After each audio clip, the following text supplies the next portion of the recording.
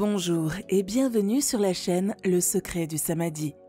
Si vous aussi, malgré vos efforts, vous n'arrivez pas toujours à éloigner les mauvaises pensées et vivez dans la souffrance, alors écoutez cette histoire jusqu'au bout. Aujourd'hui, vous apprendrez comment occuper votre esprit.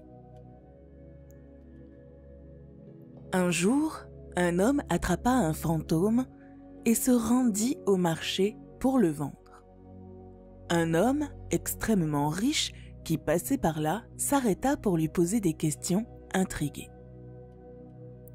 L'attrapeur de fantômes lui expliqua « Je vends un fantôme pour 500 pièces.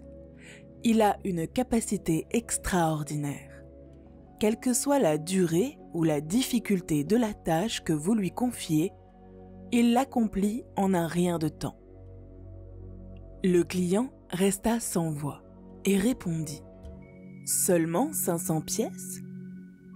S'il est vrai qu'il accomplit toutes les tâches que vous lui confiez, il vaut bien plus. » C'est vrai ce que vous dites.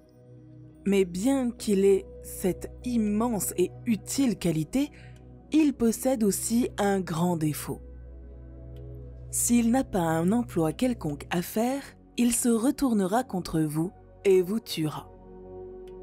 L'homme riche ne tint pas compte des paroles du vendeur. Il était convaincu qu'avec tout le travail qu'il pourrait lui donner à faire, le fantôme serait occupé pour toujours. Il procéda donc à l'achat. De retour chez lui, il confia immédiatement au fantôme de nombreuses tâches, mais celui-ci ne tarda pas à les accomplir. Craignant pour sa vie, l'homme retourna voir l'attrapeur de fantômes et lui avoua « Je suis heureux d'avoir acquis le fantôme, mais j'ai peur car les tâches s'épuisent et si je ne lui en donne pas plus, il me tuera. Je ne dors plus parce que je pense toute la journée à ce que je vais faire de lui et ma santé s'est détériorée. Aidez-moi, s'il vous plaît. » Le chasseur de fantômes le rassura et lui conseilla de contacter un de ses amis moines pour trouver une solution. Le gentleman obéit et se rendit chez le moine, qui lui dit immédiatement « La situation est très simple. Vous devez ordonner au fantôme de porter un bâton de bambou avec de nombreux nœuds et de le planter. Sa tâche consistera à grimper sur ce bâton et à descendre jour et nuit.